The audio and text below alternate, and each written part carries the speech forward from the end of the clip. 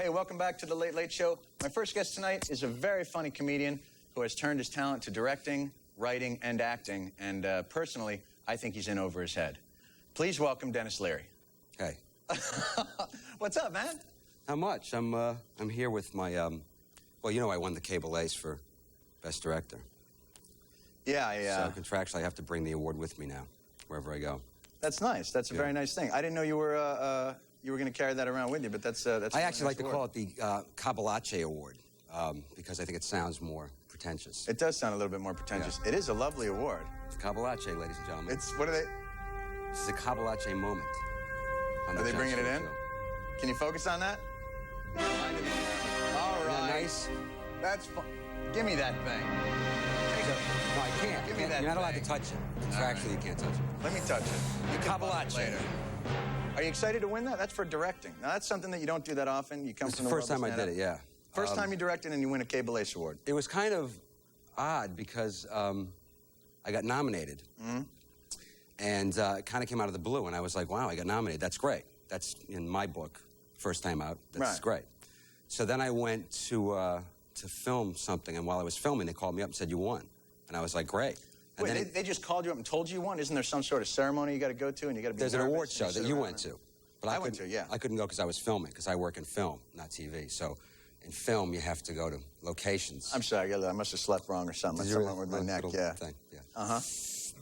So how is it working in film? What's it like? It's good. It's a lot of money, a lot more than TV, and of course it takes a lot more time. Really, than TV? Yeah, but you know, of course you work with bigger stars then, because you know you're getting paid the more money. I guess that makes more sense. So TV is sort of the kind of the bastard child to film. TV is where film people come to talk about their new films. Oh, I see. Really, yeah. I think that's. Is there any way for TV people to, I don't know, climb the ladder? Not really, no. Occasionally a Clooney gets through. Right. But ultimately, I think, you know, it's, you know, Robin Williams, somebody like that. But right. Talk show hosts, no. Yeah, not too much. No. Is there a place in TV for fallen film stars, perhaps? Somebody whose movies don't Work out the way maybe that they thought they would? Well, I was not... Hello, gunman! There is a... There's always a cushion. There is a cushion. Yes, There's always a cushion for that. Yeah. You know, the first time I met you, I got to tell you, we were playing clubs in Rochester, comedy clubs in Rochester. Yeah. And the first time I walked into your room, I looked on the bed, and do you remember that moment in the movie In the Line of Fire? I think it was the Clint Eastwood movie with Malkovich. Yeah. Where Malkovich was the assassin. Right. Okay, when I first walked in your room, there were 5 books spread out on your bed about the Kennedy assassination. And I always think of that moment where he walks into Malkovich's apartment, and there's all that stuff. You were obsessed with the Kennedy assassination. You know, I was obsessed with the Kennedy assassination my entire life until Stone's movie was coming out. And then when the world was kind of consumed by it, all of a sudden I had this self-realization that I, in fact, had spent most of my free time when I wasn't bitching and moaning about the Red Sox not winning the World Series and obsessing about Carl Yastrzemski and Bill Lee and you know, the Yankees, and let's not even get into that. But I was constantly reading about the Kennedys, every book, and poring over the books that I'd read before and looking at the pictures, and then they had the Dana Gould, the comic. Sure, Dana Gould was the first guy I knew who got a copy of the new computerized version of this African And this is before the internet, when all the conspiracy theories now can be disseminated very quickly. You guys actually had to go browsing. No, you had to go to the find Library of Congress. You had to go to MIT, I would go to. Right. I went to the Kennedy Library when they built it. And what were you trying to come up with here? You were just piecing together your theory in the basement, and then you were going to take it into a new Warren Commission? What were you trying to do? I guess, you know what, when I think about it, I don't know what I was hoping to get out of it. Probably to meet one of the Kennedys and discuss it with them, probably. But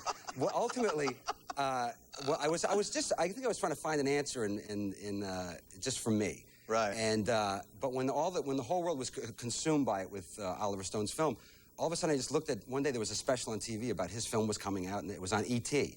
And I went, you know what? I'm done. It wasn't good anymore. I'm just done. Did you ever get to come to a conclusion, or was it just I have a conclusion. What's your conclusion? I think it was the DiMaggio brothers. I think it was Joe, Vince, and Dom DiMaggio in 3 different locations.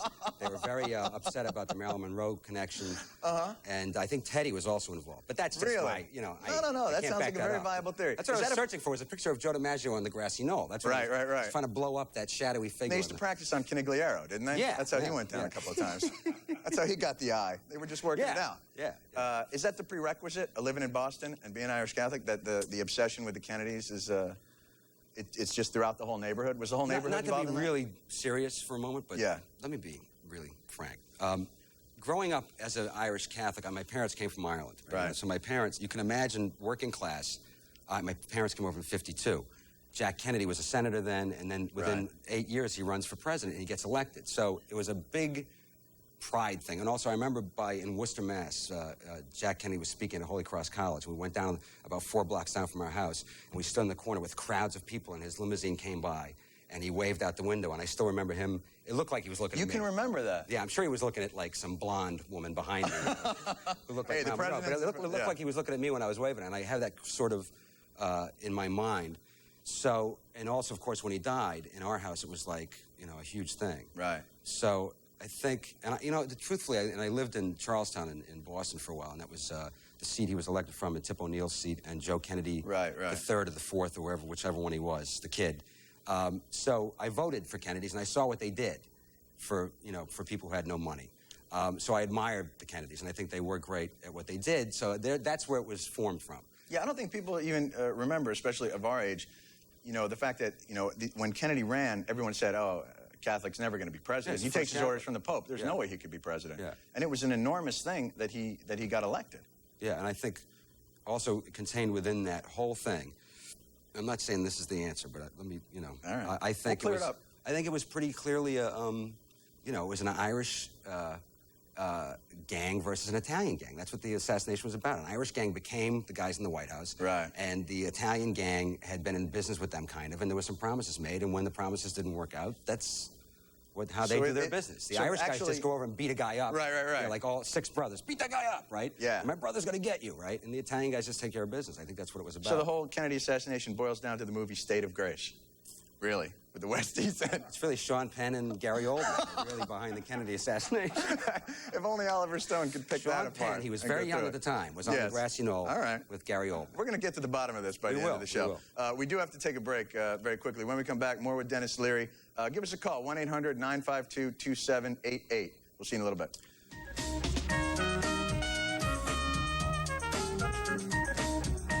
That's how show business works. Hey! Welcome back to the Late Late Show. We're here with Denis Leary, and we're going to take some calls, Dennis. We are? We're going to take some calls. We got Charles from Evansville, Indiana. You on the phone there, Charles?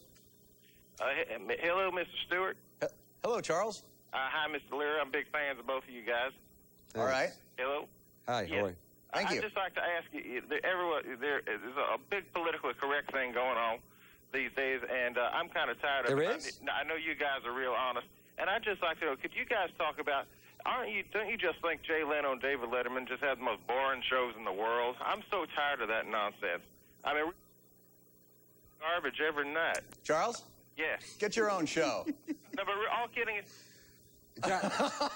John, I'll let you answer that question. I don't even know. I was just listening to him rant. That guy deserves a public access program. Was that an Illinois accent? It didn't sound like I don't know where that was coming from. That was Indiana. Indiana doesn't really have a southern accent. It was Illinois, wasn't it? Where was he from? Is he still there, Charles? Is he still there? Oh, he's Isn't Larry Bird from Indiana? I just imagine him right now standing by a window going, I'm not going to take it anymore. He's an angry guy. Yeah. That's all right. What was he talking about? Political correctness? He was basically trying to get you and I to bag out on Leno and Letterman. Number one, trounce your boss, and then and a guy who I actually think is very funny, whose show I've been on, and Jay Leno, who's from an Italian guy from Boston. We just went through the whole Irish Boston. Yeah. I'm not gonna get shot by Jay Leno. We're not that insane. Growing up in Boston, right? You grew up in is a pretty tough town. All the stories you told me about growing up and your brother and all the fighting in the neighborhood. How'd they take it when you came home and announced that you were going to be an actor and you were going to get on stage and do a couple plays? Where I come from, well, ultimately I win because I have the Cavalacce, but absolutely. Where I come from, you didn't do plays unless you wanted to be called names and beat up. But the good thing that happened was I happened to be involved in some sports and whatever. And yeah, you played a lot of hockey up there in Boston. Yeah, and I was skipping class. I wasn't skipping class. I'm sorry. I was, as I remember it, I was going to the bathroom, and a nun stopped me and said if she wanted me to be in this musical. And the reason I took it was because you get 2 hours out of school for the rehearsal. How old were you at this point? I was 13. So that's why I took it. And then when I did it, it was kind of okay because my brother kind of was... Your brother was a tough kid in the neighborhood. He was a big, tough guy. He was a football player. So I got away with it because of that. Then there was 2 kids, the Kramer twins, and Tommy ended up doing a play with me the following year. He was a great athlete and another tough guy. And so that put the okay on. The next thing you know, the choruses, and also we were picking up girls. Right. So all the guys in the football team and the hockey team all of a sudden were in the choruses of Bye Bye Birdie, and you know, it was full of all these guys who couldn't dance, who couldn't sing. Yeah, but just trying to get laid, basically. So, and I discerned very quickly the difference between my talent as an athlete and my talent as an actor. And also there was a lot more. It was easier for me to get the girls. You had to score 37 goals to get the girls in hockey. Right. You didn't have on the playing field, you were going to get it. Yeah. But in the theater, you were going to get it. Yeah, and it was nice because it sounds like your brother, I know your brother Kiwi, who's a great guy. Great guy. But the stories of he and you in the neighborhood, I mean, him protecting you and him beating the daylights out of me. Well, that happened too, but that was out of love. I mean, that was out of respect. Well, ultimately now we're good friends, but, you know, I have scars. I mean, I don't know if you What's the thing on your head? Yeah, it's the arrow. I talked about that in No Cure for Cancer. He shot an arrow into from a great distance, down a driveway in an alley between two buildings. Right. This kid, Cliffy DeCourcy, had gotten, and my brother denies this, and Cliffy DeCourcy's a fireman now in Worcester, where we grew up. Right. And he admits he was there. He's a witness. He was his bow and arrow. He handed over my brother. I remember it. I was down the end of the alley. Right. And my brother, I just heard my brother go, "Hey, Dennis!" And I looked up, and he's like this. He lets go of this arrow, and he must have been aiming at me, and it missed my eyes, hit me here, missed my eyes by that much. What do you think he was aiming? Do you think he was just seeing an imaginary apple on the head? He just wanted to kill me for about 15 years. I mean, look at that scar on my. I don't know if you can get that. I did this. This is going to turn into like a scene from Jaws now. Can you see that scar? It goes all the way up my arm. Yeah. My left. I still have weakness on my left side from that. That was from a fist fight through a glass door. But see, every time one of these things happened, my father would beat the crap out of my brother. So we'd have to hunt them down after we came back from the hospital and the stitches were in, right? He'd hide out at some friend's house, and we'd go house to house to find him. Right. And we'd bring him back, and my father be'd the crap out of him. So it was worth that. Exactly. Yeah, now, did you take great pleasure in that? Would you actually stay and watch the beatings, or you would take a step aside? These big ones, you went into shock when you were bleeding. So, like, there was a period where you didn't remember anything. But by the time you got the stitches, sometimes there was a hospital stay, but usually, you know, it was the same day you'd get home. By the time you got home in the car with the stitches and Dad was worked up and you know, furious, and you started going house to house, that was a joy. Even my sister would come along for that, you know? And some of his friends would actually say he wasn't there, but you'd find out from the parents that he was there. Yeah. So he was like sort of the neighborhood Anne Frank. He would basically just be up in people's attics. Your dad would be coming door to door. No, I would say more like Oswald. He was more like he was the neighborhood Oswald. He would shoot the brother and then hide out at the theater, you know. And my father, I guess, was like the Dallas police force, you know. If you want to compare it to the Kennedy assassination. He was Ruby. Your dad was my dad was Jack Ruby. You always talk about your dad as being, you know, one of the single most influential guys in your life, and really his passing being the turning point in your life. Big time. Yeah. Big time. Actually, I didn't say that. Eddie Brill was the first guy to say it. As a mutual friend of ours who's a comedian. Right, yeah. No, and I didn't think of it. Eddie was actually staying at my house the week after we buried my dad, and I was, you know, completely out of it. Right. But you don't know that, you know, you think you're behaving normally, you know what I mean? But you're not. You're in shock. You're kind of in shock for a long time afterwards. So, and I was good friends with my dad. So, and then Eddie told me later on, because all of a sudden I decided I was acting like an idiot for like the first 20 whatever years of my life it was. Right. And then I started to finally really concentrate and put things together and go to work. And No Cure for Cancer came out of that. Because before that I was kind of I wouldn't say I was a fool, but no, I was an entertaining You know what it does? It gives you focus. Sometimes those kinds of events give you focus. You know what I wanted to get you to tell was that story you told me about Kiwi, your brother, who was working with the Teamsters, and that was after your father passed. And it's a great story about how families and men aren't supposed to show emotion and not supposed to give anything. And he had to go. He was working in a meat plant at the time as a member of the Teamsters Union, and he was working his way back up onto the trucks, and so you know it's hard for Irish guys to show emotion, you know. Right. I don't know if it's true of Jewish guys. I know it's true of some Italians. Well, Italians actually let it out. Jews show emotion usually. Yeah, okay. Show a lot of Irish emotion. guys don't. Irish guys stand around at the wake drinking and talking about baseball and football and hockey. You know what I mean? Yeah, absolutely. Yeah, and games you went to with the Jews show emotion over like a good piece of cake. Yeah. We'll cry for hours. My God, the babka. Or a Woody Allen film. Yeah. So my brother was, you know, it was hard to deal with. And one of the guys at work had said to him, "You're going to have to go see the psychologist, you know, the psychiatrist. You're going to have to go in and talk to somebody just because you're going to kill somebody here at work." And he went for, I think, like half a session, like 10 minutes he spent. Yeah. So I saw him afterwards. I said, "How did it go?" I said, "Didn't get anything out of me." What a great approach. Just sit there, yep, nope, yes, no. So I never went. I actually thought about going myself, and I ended up not going because I just couldn't. I'm not the kind of guy. I mean, it's funny. You do a joke about this about you. We talk about the doctor checking your ass. Yes.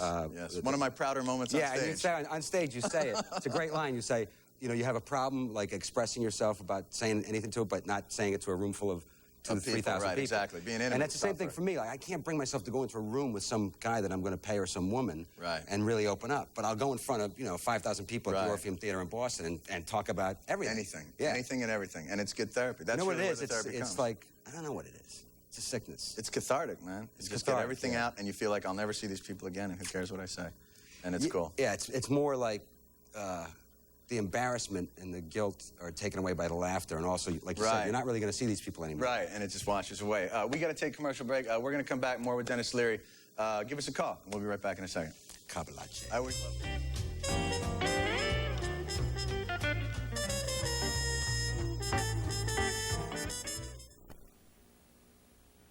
They don't know.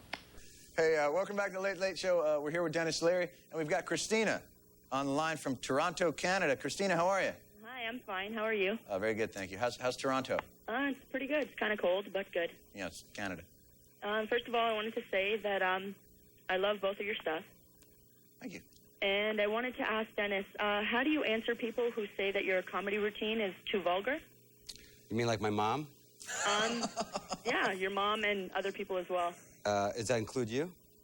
No, I love your stuff. Oh, okay. I have your album. I don't, I would answer you in the answer that I give to those people, but I can't say that on Jon's show because my attitude is, you know, the truth can hurt, but if I can make it funny, you know what I mean? Yeah. I mean, Richard Pryor to me is one of the greatest comedians who ever lived, and I think Hall of Fame, and probably the guy who influenced me most, just because he, you know, this guy would have a heart attack and he'd go on stage and do 15 minutes about it. Right. And he didn't care about what people thought about the way he talked and how he did it, and that work still holds up today. I think a lot of the politically correct people from his generation and from this generation, I'm not going to name names, people who prepare their comedy and make sure it's all dressed up and neatly groomed so that the audience will accept it the right way, that stuff doesn't last 5 or 6 years, you know? They're not going to be around. Their work doesn't last. There's no truth to it. Jerry Seinfeld happens to work that way because that's the way he talks. That's the way he thinks. That's why his stuff is funny.